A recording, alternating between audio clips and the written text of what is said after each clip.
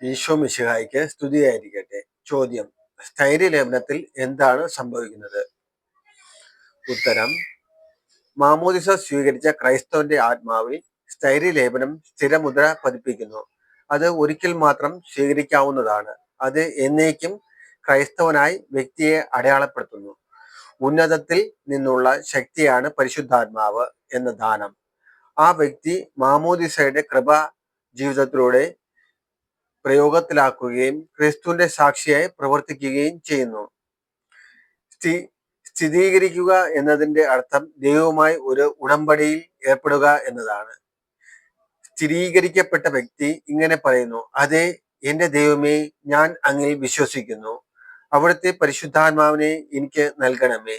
അങ്ങനെ ഞാൻ മുഴുവനായി അങ്ങയുടേതാവട്ടെ. ഒരിക്കലും അങ്ങിൽ നിന്ന് വേർപെടാതിരിക്കട്ടെ. ജീവിതകാലം മുഴുവനും ആത്മാവോടും ശരീരത്തോടും കൂടി വാക്കുകൾ കൊണ്ടും പ്രവർത്തികൾ കൊണ്ടും നല്ല ദിനങ്ങളിലും ചീത്ത ദിനങ്ങളിലും അങ്ങയ്ക്ക് സാക്ഷ്യം വഹിക്കട്ടെ. അപ്പോൾ ദൈവം പറയുന്നു: എന്റെ കുഞ്ഞേ, ഞാൻ നിന്നിൽ വിശ്വസിക്കുന്നു. ഞാൻ തന്നെയാകുന്ന എന്റെ ആത്മാവിനെ നിനക്കു ഞാൻ തരും. ഞാൻ മുഴുവനായി നിന്റേതായിരിക്കും.